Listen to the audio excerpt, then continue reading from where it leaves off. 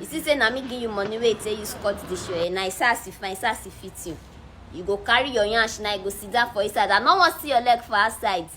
No, say, you don't cut your hair, na tapper fade, low cut. You don't sharp, you don't find out. You come back and go outside. Guess we not pay. Guess we not contribute. They call look, they call fine boy, they call they toast you. Me not want time. Me not want. Stay inside your house. Anybody wey wan find you, take permission from me. If I permit the visitation, then they fit come visit you. You understand? I no make any other woman look your face. Your mother wants the best for you. Na me be that. Your mother wants the best for you. Na me be the best.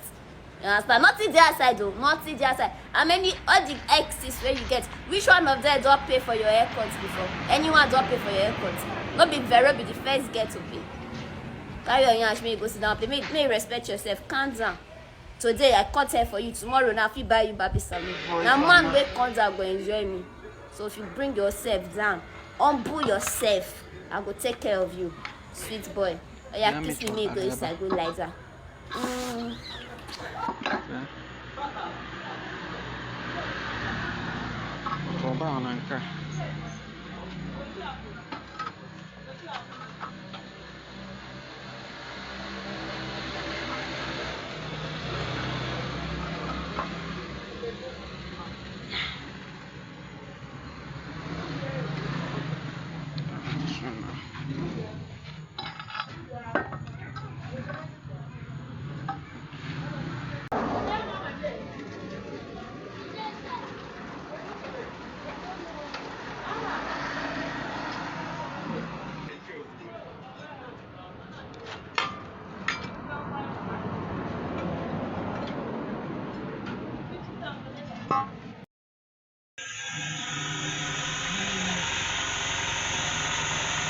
Coach told mom can get asa asato ano isi ise asa no lomba sozia no toto we na amanye onu logo emata ka nwere onwe enye ndị councilor imo suwe metawo mkpụrụ mmepe na agamnihu na ịkwalite ọnọdụ obibi ọhaneze nke bụ isi arụkwaba ogbo ejiwe nwere onwe anụnwa n'obodo akpụ.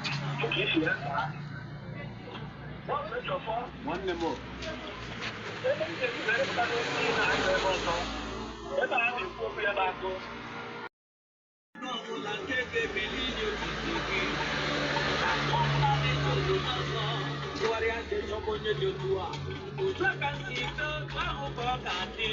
Jesus Christ.